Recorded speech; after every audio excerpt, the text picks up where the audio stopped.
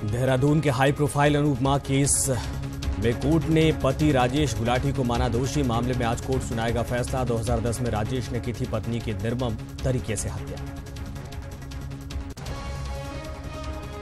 प्रदेश में जल्द लागू होगा माई गवर्नमेंट का उत्तराखंड चैप्टर। माई गवर्नमेंट अपनाने वाला उत्तराखंड देश का होगा 5वां राज्य। मुख्य सचिव ने अधिकारियों के संग माई गवर्नमेंट की तैयारियों की समीक्षा। उत्तराखंड के ग्राम प्रधानों ने फिर फूका आंदोलन का बिगुल। प्रदेश के सभी ब्लॉकों पर विरोध प्रदर्शन का ऐलान। पंचायती राज्य मंत्री पर झूठा आश्वासन देने का आरोप। खटीमा कांड की 23वीं बरसी आज। पुलिस की फायरिंग में शहीद हुए थे 7 आंदोलनकारी। पृथक उत्तराखंड बनाने को लेकर हुआ था आंदोलन। और उत्तराखंड में मौसम विभाग ने अगले 48 घंटे में भारी बारिश का अलर्ट जारी किया। हरिद्वार, पौड़ी, गढ़वाल, उधम सिंह नगर, नैनीताल, देहरादून में भी भारी बारिश की चेतावनी। हरिद्वार में एहतियातन सभी स्कूल बंद। आप देख रहे हैं सुप्रभात उत्तराखंड। मैं हूं आपके साथ संजय यादव। इस वक्त बड़ी खबर देहरादून से आ रही है, जहां पर मौसम विभाग ने प्रदेश में भारी बारिश को लेकर अलर्ट जारी किया है। मौसम विभाग ने प्रदेश में अगले 48 घंटों में हरिद्वार, पौड़ी, गढ़वाल, उधम सिंह नगर, नैनीताल, देहरादून में भारी बारिश की चेतावनी जारी की है। और बीते रात से ही देहरादून सहित कई जिलों में भारी बारिश जारी भी है। वहीं हरिद्वार, नैनीताल जिला प्रशासन ने एहतियातन आज सभी सरकारी और गैर सरकारी स्कूलों को बंद करने के निर्देश जारी किए हैं। रात से ही बारिश का सिलसिला शुरू हो चुका है और अगले 48 घंटे बेहद भारी होने वाले हैं, क्योंकि मौसम विभाग ने साफ कहा है कि कई जिलों में इन 48 घंटों में मूसलाधार बारिश हो सकती है। बेहद भारी बारिश की संभावना है और कई जिलों में इस वक्त बारिश शुरू भी हो चुकी है।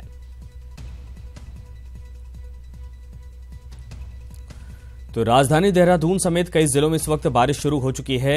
हरिद्वार, नैनीताल जिला प्रशासन ने एहतियातन आज सभी सरकारी और गैर सरकारी स्कूलों को बंद करने के निर्देश दिए हैं। प्रशासनिक तौर पर सभी तैयारियां अलर्ट के बाद की गई हैं, लेकिन फिर भी बारिश को लेकर चेतावनी है कि अगले 48 घंटे में सतर्क रहने की जरूरत है, क्योंकि भारी बरसात हो सकती है।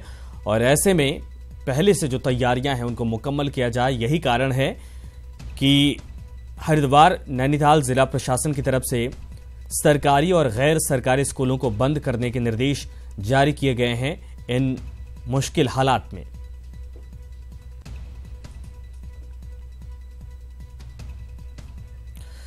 तो सुनील नौप्रभात इस वक्त हमारे साथ लाइव हैं। सुनील, अगले 48 घंटे बेहद भारी, लेकिन रात से ही बरसात का दौर शुरू हो चुका है।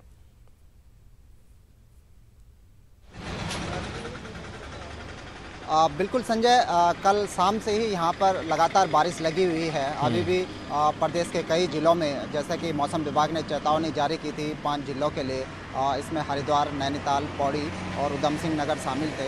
इन 5 जिलों के लिए पूर्व चेतावनी दी गई है, जिसमें देहरादून भी शामिल है। मौसम विभाग की पूर्व चेतावनी को देखते हुए नैनीताल और हरिद्वार में जिला प्रशासन ने तमाम स्कूलों की छुट्टी की है, लेकिन अभी भी प्रदेश के जो बाकी ज़िले हैं उनमें भारी बारिश के कारण जनजीवन अस्त व्यस्त हुआ है। जो स्कूलें हैं उनमें छुट्टियां नहीं दी गई हैं, जिसके चलते बच्चों को भारी दिक्कतों का सामना करना पड़ रहा है। खासकर अभी आप देख सकते हैं, ये मैं अभी देहरादून की बाईपास रोड पर हूं, जो आईएसबीटी के लिए जाती है। आप लगातार बारिश से देख सकते हैं कि किस तरह से सड़कों पर जगह जगह तालाब बन गए हैं, पूरी सड़कों पर गड्ढे बने हुए हैं, जहां लोग बड़े जोखिम उठाकर आवागमन कर रहे हैं। इसके अलावा दून के कई कॉलोनियों में लगातार रात भर से जो पानी है वो जल भराव की स्थिति वहां पर पैदा हो गई है, जिसके चलते लोगों को भारी दिक्कतों का सामना करना पड़ रहा है। खासकर कि जो स्कूली बच्चे हैं उनको दिक्कतों का सामना करना पड़ रहा है, क्योंकि मौसम विभाग की पूर्व चेतावनी के बावजूद भी डिस्ट्रिक्ट एडमिनिस्ट्रेशन के द्वारा स्कूलों में छुट्टियां नहीं दी गई हैं। संजय, आप देख सकते हैं ये आईएसबीटी का जो मार्ग है, ये मुख्य मार्ग है देहरादून का। देख सकते हैं कि किस तरह से सड़कों पर गड्ढे बने हुए हैं और गड्ढों में पूरा पानी भरा हुआ है। लोग बड़े जोखिम उठाकर इन गड्ढों पर सफर कर रहे हैं। बिल्कुल, और बरसात में ये और मुश्किल भरा हो जाता है। सुनील, चूंकि अभी कुछ दिन पहले ही जब लगातार बरसात हो रही थी, जो नदियां हैं, जो नाले हैं, जो गदेरे हैं, वो उफान पर थे। तमाम लोग प्रभावित थे और उस वक्त बड़ा संकट खड़ा हो गया था। अभी भी वो पानी प्रॉपर तरीके से कम नहीं हुआ, रुका नहीं। ऐसे में 48 घंटे लगातार बारिश होती है तो जो तैयारियां हैं वो तो पहले ही फेल हो चुकी हैं। ऐसे में हालात और बुरे हो जाएंगे।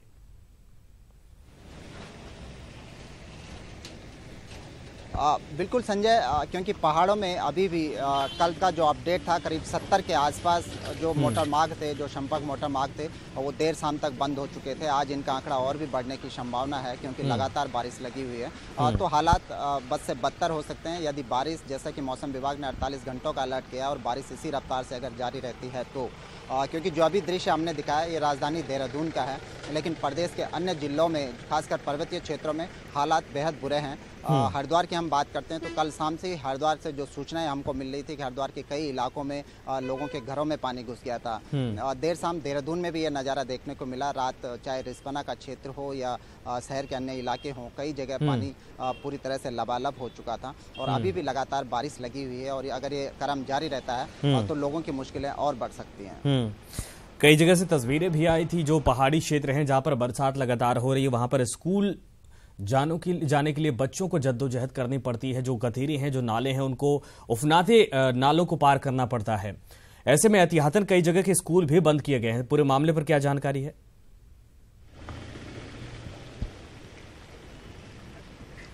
देखिए संजय, मानसून सत्र शुरू होते ही सरकार ने इस बात का ऐलान किया था कि जो संबंधित डिस्ट्रिक्ट एडमिनिस्ट्रेशन है या जो जिला शिक्षा अधिकारी हैं, शिक्षा विभाग के जो अधिकारी हैं, वो अपने विवेक से मौसम को देखते हुए स्कूलों की छुट्टी कर लें जब भी उनको लगे कि मौसम खराब होने वाला है, जब भी मौसम विभाग अलर्ट करें। लेकिन इस बार एक बार फिर भारी लापरवाही यहाँ पर देखने को मिली है। नैनीताल और हरिद्वार डिस्ट्रिक्ट एडमिनिस्ट्रेशन ने जैसे ही मौसम विभाग का अलर्ट आया वहाँ पर लगातार बारिश होने लगी तो कल शाम को ही स्कूलों में छुट्टी की घोषणा कर दी गई थी। लेकिन बाकी 3 जिलों में बारिश लगातार जारी है। इसके बावजूद स्कूलों की छुट्टियां नहीं की गई और आज सुबह हमने देखा, अभी भी हमने कुछ बच्चे जाते हुए देखे जो बड़ी मुश्किल से स्कूलों को जा रहे थे। खासकर हमने पिछले दिनों भी टीवी ने इस बात को प्रमुखता से दिखाया था। कल ऋषिकेश से एक खबर हमने दिखाई थी कि किस तरह से स्कूल भवन जर्जर हो रखे हैं। ऐसी स्थिति में लगातार बारिश रहने की स्थिति में कब कोई हादसा हो जाए ये कहा नहीं जा सकता। आखिर इस हादसे का जिम्मेदार कौन होगा, इन तमाम परेशानियों के लिए कौन रिस्पॉन्सिबल होगा, ये एक बताने वाला कोई नहीं। बिल्कुल, ये बड़ा सवाल है। उन क्षेत्रों में कोई तैयारी विशेष की गई है जो पिछली बार जब पानी बढ़ा था, नदियों के किनारे जो लोग बसे थे, जिनके घरों में पानी घुस गया था, लगातार वो मुआवजे की मांग कर रहे थे, तमाम स्थिति बिगड़ गई थी, उनको लेकर कोई तैयारी?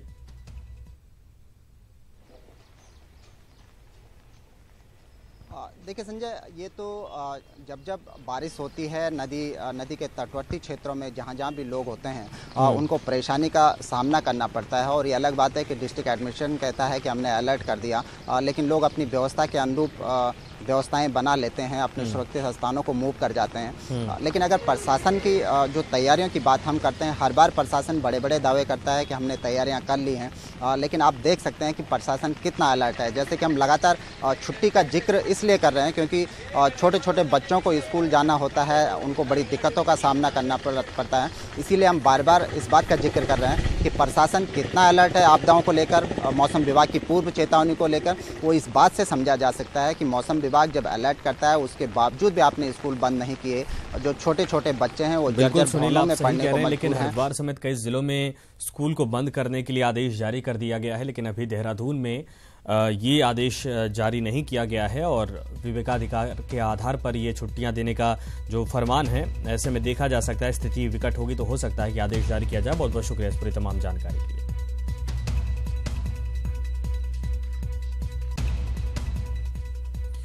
इधर रामनगर में बरसाती पानी से नदियां उफान पर हैं। शहर के सांवलदे नाले में पानी के तेज बहाव में बाइक सवार युवक बह गया। इस दौरान आसपास के लोगों ने नदी में छलांग लगाकर बह रहे युवक को कड़ी मशक्कत के बाद बचा लिया, लेकिन युवक का बाइक पानी के तेज बहाव में बह गया। तो बाइक तो बह गई लेकिन युवक को बचा लिया गया। ये तस्वीर आप देखिए, जो लोग आसपास थे उन्होंने छलांग लगा दी, इसको किसी तरीके से उस पानी से बाहर निकाल लिया, लेकिन उसकी जो बाइक थी, मोटरसाइकिल थी, वो पानी में ही बह गई। एक्सक्लूसिव तस्वीर इस वक्त सामने आई है। ये हालात है इस वक्त उत्तराखंड में। ऐसे में 48 घंटे भारी बारिश की चेतावनी इस पर और बोझिल होने वाली है, मुश्किल पैदा करने वाली है। देहरादून से ही बड़ी खबर है, जहां पर पलायन रोकने के लिए आयोग का गठन किया गया है और ग्राम्य विकास विभाग ने आयोग का गठन किया है। मुख्यमंत्री होंगे आयोग के अध्यक्ष। प्रमुख सचिव ग्राम्य विकास विभाग होंगे सदस्य सचिव और आयोग में एक उपाध्यक्ष एक सदस्य किए जाएंगे नामित। आयोग के गठन संबंधी नियम नहीं हुए तय अभी तक, लेकिन अध्यक्ष के तौर पर मुख्यमंत्री का चयन किया गया है और तमाम जो पदाधिकारी होंगे उसके आधार पर अभी आगे क्या कुछ गाइडलाइन तैयार की जाती है इस आयोग को लेकर ये देखना दिलचस्प है। देहरादून में 7 साल पहले अंजाम दिए गए अनुपमा गुलाटी हत्याकांड में कोर्ट ने राजेश गुलाटी को दोषी करार दे दिया है। अपर जिला जज पंचम की अदालत में 18 अगस्त को अंतिम बहस पूरी हो गई थी, जिसके बाद कोर्ट ने राजेश गुलाटी को हत्या और सबूत मिटाने के आरोप में दोषी करार दिया और आज कोर्ट राजेश गुलाटी को सजा सुनाएगी। वहीं अदालत ने सुनवाई के दौरान मृतक के 2 नाबालिग बच्चों की गवाही को अमान्य करार दिया। इस दौरान अभियोजन पक्ष की तरफ से पेश और अपने बयान से पलटे 2 गवाहों के बयानों को संक्षिप्त रूप से अदालत में अपने फैसले का आधार बनाया। आपको बता दें कि राजेश ने 10 अक्टूबर 2010 को अपनी पत्नी अनुपमा की हत्या कर दी थी और शव के टुकड़े टुकड़े कर डीप फ्रीजर में रखा था। सुनील एक बार फिर से हमारे साथ हैं। सुनील, इस पूरे मसले पर आज सजा का ऐलान किया जाएगा, दोषी करार दिया जा चुका है, एक बड़ा संदेश है और इसके बाद अब अनुपमा को न्याय मिलता दिख रहा है।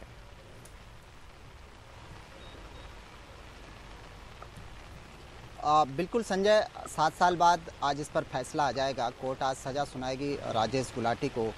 जो अंदाज़ा लगाया जा रहा है कि कोर्ट इसमें फांसी की सज़ा भी सुना सकती है और आजीवन कारावास की सज़ा भी सुना सकती है। जिस तरह का ये जघन्य हत्याकांड रहा, जिस तरह से पूरे हत्याकांड का नेचर रहा, माना ये भी जा रहा है कि कोर्ट इसे rare of the rarest case में भी इसको ले सकती है, क्योंकि एक जघन्य हत्याकांड था। जिस तरह से आपने अनुपमा गुलाटी को प्यार किया, उससे शादी की, उसके बाद आपने उसको जघन्य तरीके से उसकी हत्या कर दी। आरी से उसके शव को काटा गया, 72 टुकड़े उसके शव के किए गए और फिर डीप फ्रीजर में रख दिया। क्योंकि अनुपम एक मान्यता का हिसाब से भी देखते हैं तो आदमी इतने जघन्य हत्याकांड पर विचलित हो जाता है, लेकिन इस पूरे केस में जो राजेश गुलाटी रहा उसने 2 माह तक अनुपमा के शरीर के जो टुकड़े थे उनको डीप फ्रीजर में रखा रहा और उसी कमरे में खुद भी रहता रहा।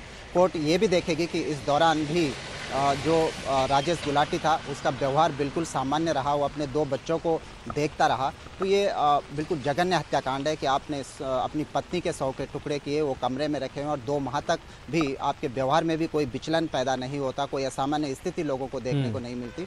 तो ये बहुत एक रेयर केस है। आज इस पर फैसला होगा, इस पर फैसला आने वाला है बिल्कुल। लेकिन अनुपमा के परिवार से क्या कोई बातचीत हुई है, उनका क्या कहना है?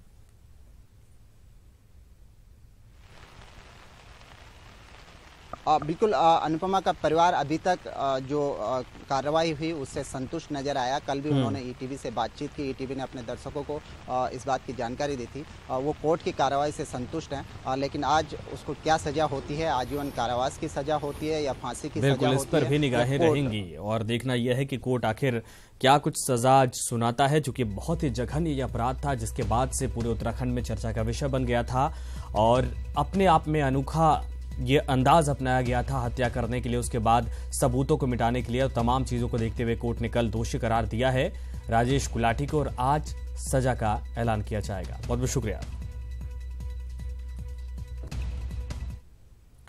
खबर देहरादून से है। उत्तराखंड सरकार पीएम मोदी की सिटीजन प्रोजेक्ट माई गवर्नमेंट यानी MYGOV को जल्द प्रदेश में लॉन्च करने जा रहा है और MYGOV अपनाने वाला उत्तराखंड देश का 5वां राज्य होगा। इससे पहले हरियाणा, महाराष्ट्र, मध्य प्रदेश और असम पहले से ही MYGOV को अपना चुके हैं। प्रदेश में माई गवर्नमेंट चैप्टर को लागू कराने को लेकर सीएम त्रिवेंद्र सिंह रावत ने अधिकारियों को निर्देश भी जारी किए हैं। सुशासन में लोगों को सक्रिय भागीदारी के लिए उत्तराखंड में माई गवर्नमेंट चैप्टर लाया जा रहा है।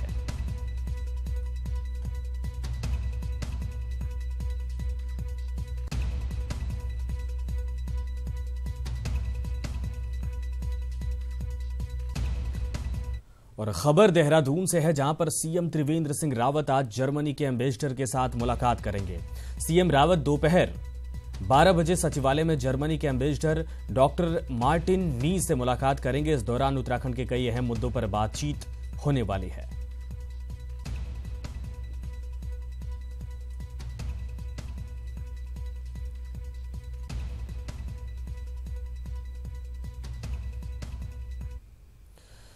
प्रदेश के ग्राम प्रधान आज से सरकार की वादा खिलाफी के विरोध में अनिश्चितकालीन हड़ताल करने जा रहे हैं। पंचायत राज एक्ट 2016 को लागू कर नियमावली बनाए जाने के साथ ही राज्य वित्त की धनराशि को दिए जाने और मानदेय वृद्धि की मांग को लेकर प्रधान संगठन ने हड़ताल कर ब्लॉकों में तालाबंदी करने का फैसला किया है। बता दें कि जुलाई के महीने में ग्राम प्रधानों ने अपनी मांगों को लेकर सामूहिक इस्तीफे भी दिए थे, लेकिन पंचायती राज मंत्री अरविंद पांडे के द्वारा 1 माह में मांग माने जाने के आश्वासन पर प्रधानों ने अपना आंदोलन स्थगित कर दिया था। लेकिन मांगों को पूरा न होते देख ग्राम प्रधान आज से फिर आंदोलन करने वाले हैं।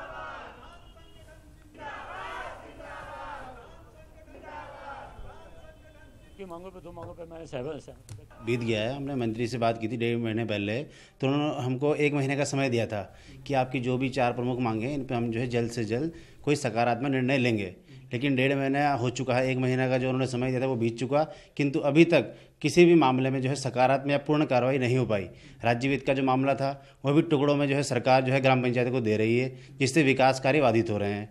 दूसरा, हमारा एक्ट की नियमावली 2016 में पूर्ववर्ती सरकार ने 2016 में पंचायत राज एक्ट बना दिया था, किंतु अभी तक उसकी नियमावली हमें कैसे कार्य करना है, पंचायतों में किस तरह से चलना है, कैसे कार्य करना है, अभी तक कोई जानकारी पंचायतों को नहीं है।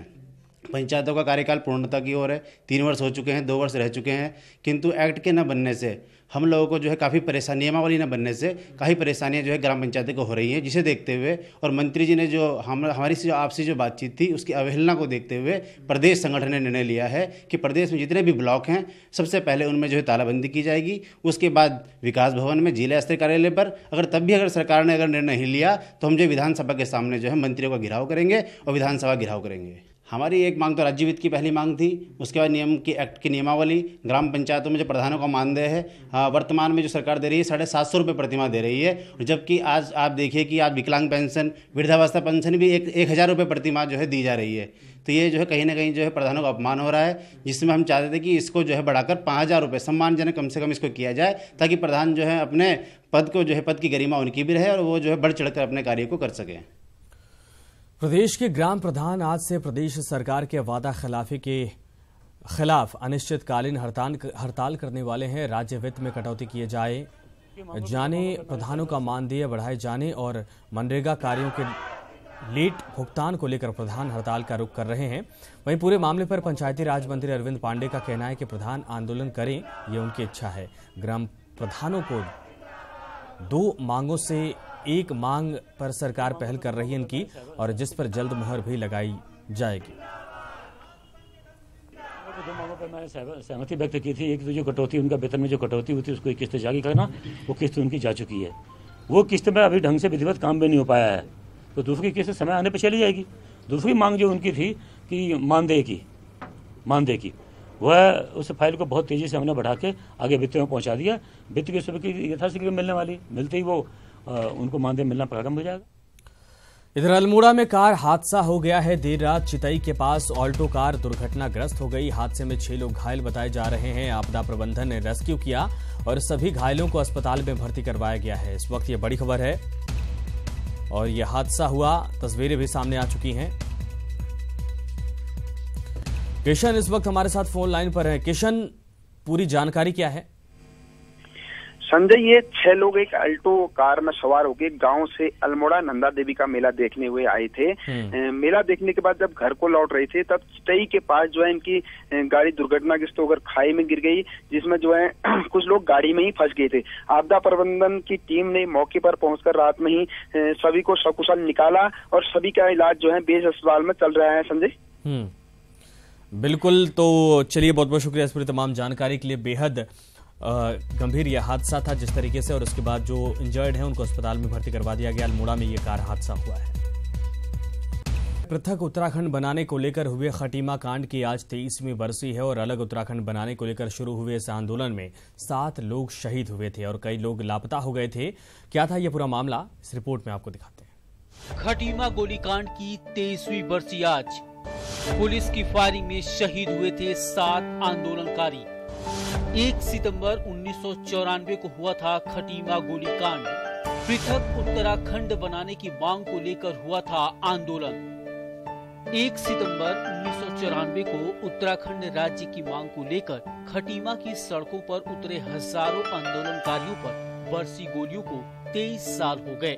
पृथक उत्तराखंड की मांग को लेकर खटीमा गोलीकांड में 7 आंदोलनकारियों ने अपनी शहादत दी और कई आंदोलनकारी अब तक लापता हैं।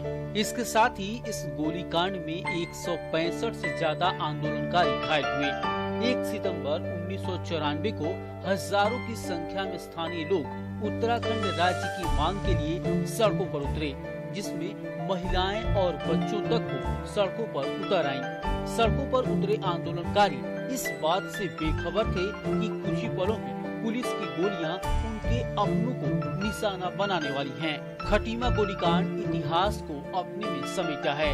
तब के अखबार भी इस बात की गवाही दे रहे हैं कि इस राज्य को पाने के लिए लोगों ने अपनों को खोया है। इस आंदोलन की अगुवाई कर रहे शेर सिंह दिगारी बता रहे हैं कि कैसे पुलिस ने आंदोलनकारियों पर किस तरह की बर्बरता की। पथराव हुआ, पुलिस का प्री प्लान था। उस वक्त वहाँ पर कोतवाल जी के केन थे, मुलायम सिंह का था कि जुलूस का दमन किया जाए। पृथक उत्तराखंड जो भी यहाँ पर जुलूस निकाला जा रहा है, इसको आगे बढ़ने नहीं दिया जाए। राज्य का जो है ये गलत तरीका हो रहा है। ओबीसी में हम उसको उत्तराखंड को नहीं रखेंगे, पृथक उत्तराखंड राज्य नहीं देंगे, जुलूस का दमन किया जाए। प्री प्लान था। उन्होंने इस एस शर्मा नाम का एक सब इंस्पेक्टर था, उसके नेतृत्व में पुलिस टीम जो भारामूल को ले गई। भारामूल पुलिस के नीचे वो साधन नहर में फेंक दिया गया लाश में। वहीं शहीद आंदोलनकारी धर्मानंद भट्ट की पत्नी नीला देवी को अफसोस है कि उस दिन वह अपने पति के साथ क्यों नहीं थी, जबकि बेटे अनिल को पिता की शहादत पर गर्व के साथ ही अफसोस भी है कि पुलिस की बर्बरता उनके परिवार को पिता के अंतिम दर्शन भी न करा सकी। मैं तो उस दिन घर में नहीं थी, घर में होती तो मेरी साथ चलती। हम तो छोटे थे उस टाइम पे, 5-6 साल की उम्र थी हमारी, मगर वो दिन भुलाया नहीं जाता। मगर जो भी अत्याचार हुआ, मगर पापा की बॉडी नहीं मिली, पुलिस ने उनकी बॉडी ही गायब करवा दी। जो हमें अगर बॉडी मिल जाती तो हम अच्छी तरह से अंतिम संस्कार दहन करवाते। मगर गर्व भी होता है कि इस चीज़ से कि हमारे पापा के कारण आज उत्तराखंड राज्य बन रखा है। आखिरकार 1 सितंबर 1994 को शांति के साथ सड़कों में उत्तराखंड राज्य की पृथक मांग को लेकर हजारों की संख्या पर निकले राज्य आंदोलनकारियों पर पुलिस की गोलियां बरसी, जिसमें 7 आंदोलनकारी भी शहीद हो गए। आंदोलनकारियों पर बरसी इस गोली की धमक उत्तराखंड के पहाड़ी और मैदानी इलाकों पर साफ साफ गूंजने लगी, जिसके बाद अगले दिन 2 सितंबर को मसूरी में भी राज्य आंदोलनकारियों पर गोलियां बरसी। परिणाम स्वरूप पूरे उत्तराखंड में पृथक उत्तराखंड राज्य की मांग और उग्र होती चली गई। मैं कमलेश भट्ट, ईटीवी न्यूज। इधर हल्द्वानी के भाजपा कार्यालय में आयोजित हुए मुख्यमंत्री त्रिवेंद्र सिंह रावत के जनता दरबार पर नेता प्रतिपक्ष इंदिरा हृदयेश ने सवाल खड़े किए हैं। उन्होंने भाजपा कार्यालय में हुए इस कार्यक्रम को असंवैधानिक, असंसदीय और अलोकतांत्रिक करार दिया। उन्होंने कहा कि त्रिवेंद्र सिंह रावत प्रदेश के सीएम हैं, न कि भाजपा के। जनता की समस्याएं सुनने आए, जनता दरबार लगाए, स्वागत योग्य, पर वो मुख्यमंत्री पूरे प्रदेश के हैं। भारतीय जनता पार्टी के कार्यालय में प्रदेश का मुख्यमंत्री जनता दरबार नहीं लगा सकता है। इसका मतलब वो केवल भारतीय जनता पार्टी का मुख्यमंत्री है। आज तक की सभी परंपराओं में कल्याण सिंह का भी अवसर मैंने देखा, उन्होंने कह दिया मैं सबका मुख्यमंत्री हूँ, इसलिए मैं सार्वजनिक स्थान पर जाऊंगा।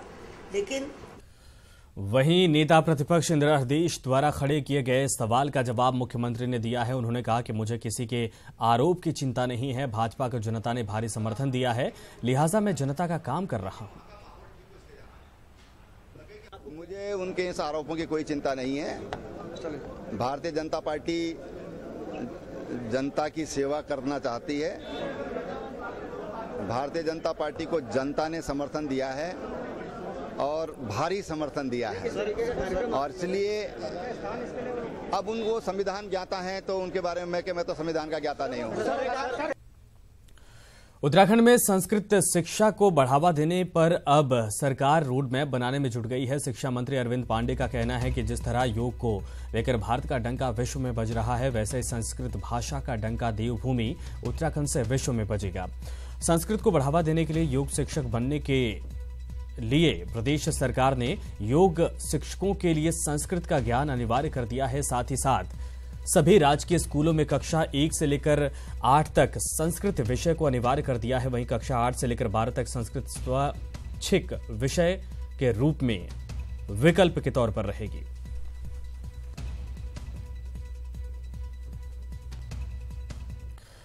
और इसी के साथ फिलहाल इस बुलेटिन में इतना ही। हमारी खबरों को विस्तार से जानने के लिए news18uk.com लॉगिन करना ना भूलें। नमस्कार।